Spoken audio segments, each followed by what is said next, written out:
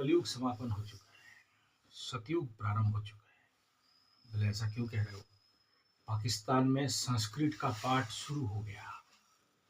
संस्कृत कोई उनका यूनिवर्सिटी में पढ़ाई उढ़ाई हो रहा है, गीता का पढ़ाई हो रहा है, और वो लोग दावा कर रहे हैं कि उनका देश में बहुत सारे संस्कृत के स्क्रिप्चर पड़े हुए हैं।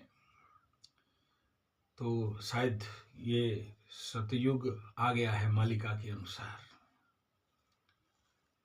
ये तो वही हो गया कि लंका में हरिनाम और पाकिस्तान में संस्कृत और गीता।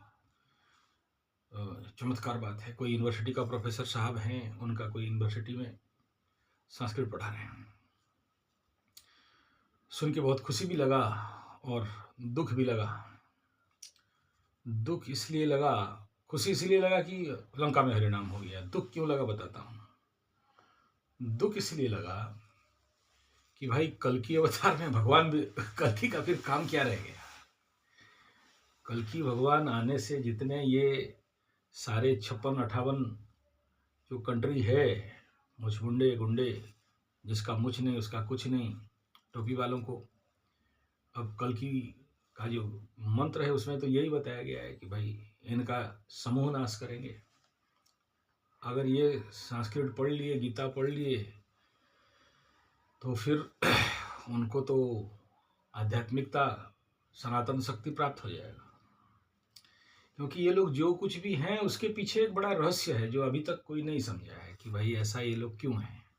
इनके अंदर इस प्रकार के जो हाव भाव, गुण, धर्म, स्वभाव जो कुछ भी है, मतलब उनके अंदर क्रूरता और उग्रता और hatred toward Sanatan and Hindu, ये क्यों है? इसके पीछे बड़ा रहस्य है। देखो, जैसे जैसे आप कोई भी मंत्रों का पाठ करते हो या कोई भी चीज़ का पाठ करते हो, तो उस पाठ के रिदम, मंत्र, अर्थ, गुण, धर्म, स्वभाव आपके अंदर जनरेट होता है। किसी को भी अगर हमारे हिंदू स्क्रिप्चर के अनुसार, वेद, वेदांत, पुराण इत्यादि के अनुसार जो भी संस्कृत के चैंटिंग्स हैं, अगर कोई रेगुलर करने लग जाए, नित्य करने लग जाए, तो उसके अंदर स्वतः प्रवृत्त वो चक्र, वो नाड़ी जागृत हो जाएंगे। और वो आज जैसे हालत इस्कॉन वालों का है, वहाँ का जितने सारे अब्राहमिक रिलीजन वाले आज मतलब भयंकर रूप में इस्कॉन के माध्यम से सनातन को अपना रहे हैं। और अगर ये टोपी वाले भी ऐसे करने लग गए, फिर तो हो गया चमत्कार।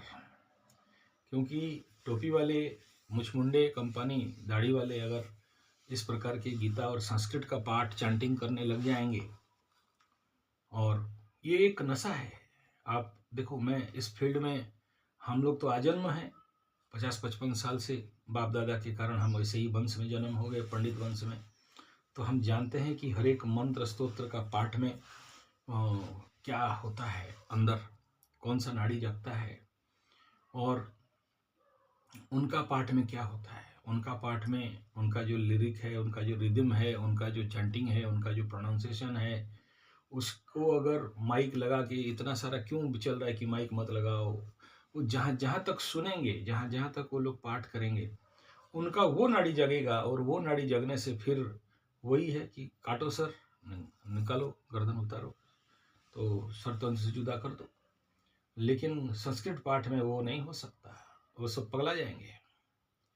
यानी संस्कृत में और जो सनातन पाठ है, उसको जो अगर कोई रेगुलर करने लग जाए या उसके ऊपर घुसना चालू हो जाए, ऐसा नशा दे देता है आदमी को, और डीप और डीप और डीप अंदर चला जाता है।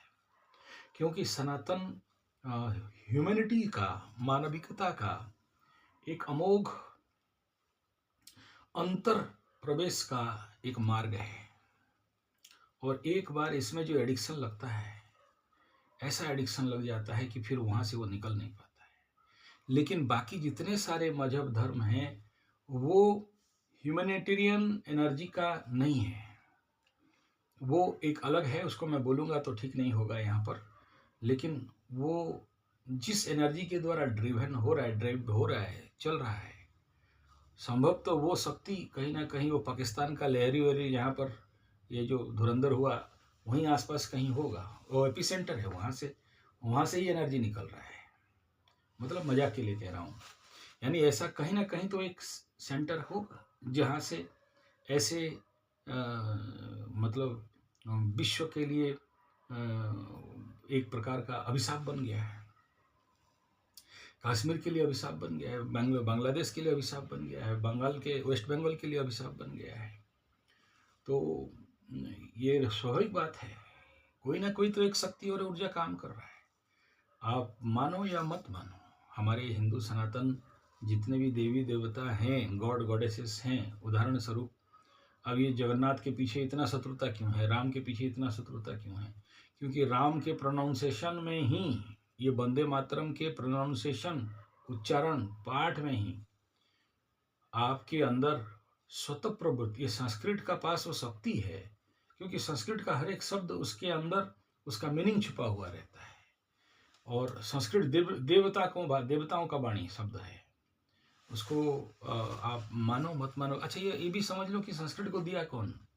योगेन चित्तस्य पदेन वाचा मलं शरीरस्य च वैद्यकेन योपाकरोतं प्रवरं मुनीनां पतंजलिं प्राञ्जलिरानतोस्मि। तो ये देने वाला कोई नहीं है, पतंजलि महर्षि हैं।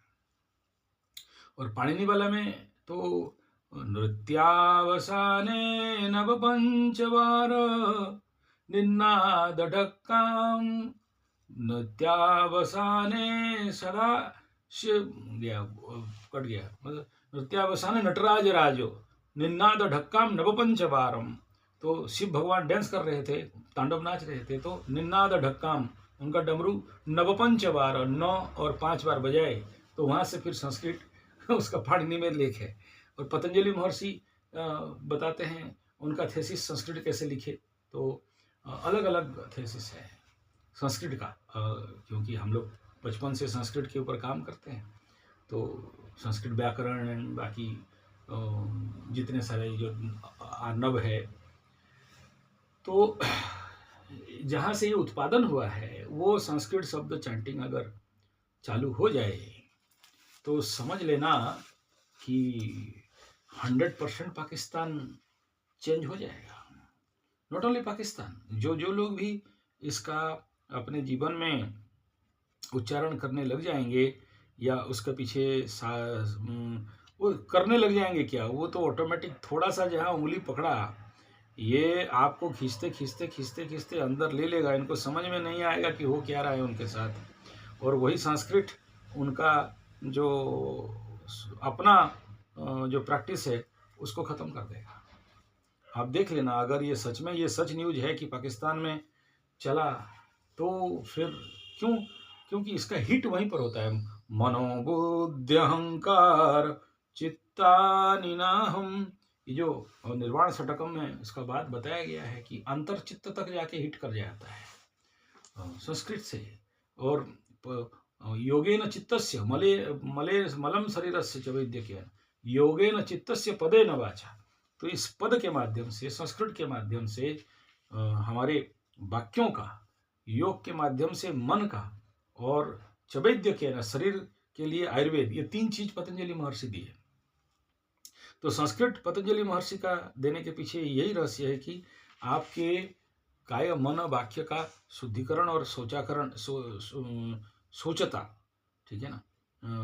तो इसमें नेचुरली बहुत बड़ा परिवर्तन पाकिस्तान में। और जो लोग भी इस संस्कृत को, मेरे को याद है एक चेक रिपब्लिक से एक लड़की आई थी मेरे साथ संस्कृत यूनिवर्सिटी, और फिर वहाँ से वो कन्याकुमारी में मैं योग के ऊपर रिसर्च कर रहा था, योग आचार्य का काम कर रहा था। तो वो समंदर के पास मेरे पास बैठती थी खेला मेरा चैंटिंग सुनने के लिए, और वो वहीं पर मतलब समाधिस्थ हो जाती थी, एकदम ट्रांस लेवल पे चली जाती थी। आते हुए मेरे को बहुत सारा गिफ्ट दी, और जब आखिरी विदाई हुआ उसके बाद और नहीं मिले, करीब 20 साल पहले का बात हो रहा। उसी हग में अंदर रेलवे स्टेशन, और सारे लोग भीड़ होकर देख रहे थे कि ये क्या पंडित जी क्या हो रहा है यहाँ, ठीक है। सो लेकिन मेरा संस्कृत से वो इतना प्रभावित हो गई, और करीब करीब 1 महीना तक मेरे से संस्कृत सीखी वो। चैंटिंग मेनली हम पंडित लोगों का तो ज़्यादातर उस समय मेरा कुछ अलग मतलब हो रहा था और कुछ अलग काम था। तो ये खेल है संस्कृत का कि एक चेक रिपब्लिक के लड़की जो क्रिश्चियन थी, वो संस्कृत के पीछे इतना पागलपन कि यहाँ पर पीएचडी कर रही थी। कलकत्ता में भी जाके वो कोर्स कर रही थी संस्कृत के ऊपर। तो आप समझ सकते हो कि संस्कृत का मूल्य और ताकत क्या है। और जो कोई इस संस्कृत के पीछे पड़ा है, मैं जानता हूँ बड़े बड़े लोग इसमें पागल हो गए। और अगर पाकिस्तान में घुसा और समझ लो कि फिर इससे बड़ा सर्जिकल स्ट्राइक और कुछ हो नहीं सकता। यानी संस्कृत पाकिस्तान में अगर संस्कृत घुस गया और यूनिवर्सिटी कबूल करके उसको पढ़ा रहा है, तो समझ लेना कि ये बड़े से बड़े सर्जिकल स्ट्राइक का भी सर्जिकल स्ट्राइक है। सुरस सुबोधा विश्व मनोज्ञा ललिता हृदया रमणीया संस्कृत भाषा अमृतवाणी नैव क्लिष्टा न च कठिना नैव क्लिष्टा न च कठिना। बहुत सुंदर गीत है। संस्कृत मतलब पठते संस्कृतम वदतु संस्कृतम। तो संस्कृत भाषा का प्रचार के लिए हम लोग जब अभियान लगा के स्कूल में जा रहे थे और लोगों को संस्कृत सिखाने के लिए संस्कृत में, तो उस समय ये सारा गीत हम लोग मतलब प्रैक्टिस करते थे। तो उसमें मेरा जो सबसे ज़्यादा लाइक वाला गीत था यही वाला, सुरस सुबोधा विश्व मनोज्ञा। ठंडा के कारण थोड़ा सा गला, तो इसका इतना सुंदर गीत है, इतना सुंदर गीत है कि क्या बताएं। मैं ये कह रहा हूँ कि सबको संस्कृत सीखना चाहिए। अगर पाकिस्तान में संस्कृत शुरू हो गया है, तो आप लोग क्यों कहाँ क्या पाप किए हो जो संस्कृत पाठ नहीं करोगे, और क्यों भी नहीं करना चाहिए। और इसमें जो भी संस्कृत पाठ करता है, शब्दों से ही वो ताकत है कि आदमी के अंदर का शुद्धिकरण हो जाता है। उसके अंदर के जितने सारे डेविल एनर्जी है, शैतानी शक्ति है, वो संस्कृत का कोई भी पाठ हो, देवनागरी देववाणी, तो ये अंदर जाके पूरा साफ करके रख। इसलिए बहुत ज़रूरी है कि हम सबको संस्कृत थोड़ा बहुत, भारतीय हैं और आप अगर संस्कृत नहीं जानो तो फिर समझ लेना कि हम लोग बहुत पीछे हैं। तो जो भी हो, पाकिस्तान में इस प्रकार का सुन के मेरे को बहुत आनंद लगा और मैं समझ गया कि यार कल की भगवान जाग गए हैं और आने वाला समय बहुत कुछ जरूर इस विश्व पटल में करेगा। तो स्वाभाविक बात है, ये तो संस्कृत का बात है। और संस्कृत मतलब संस्कृत का कितना भी सारा जितना सारा चैंटिंग है, वो उसका डायरेक्ट हिट आपके आंतरिक जो मानविकता है, जहाँ से हम मनुष्य पुत्र हैं या मनुष्य हैं, वहाँ जाके ये हिट करता है और आपके अंतःकरण का पूर्णतया शुद्धिकरण कर देता है। यानी संस्कृत एक अत्यंत मूल्यबोधकारी विषय है। हालांकि ये गीत मैं अभी नहीं गा रहा हूँ, बहुत लंबा गीत है। सुरस सुबोधा विश्व मनोज्ञा ललिता हृदया रमणीया संस्कृत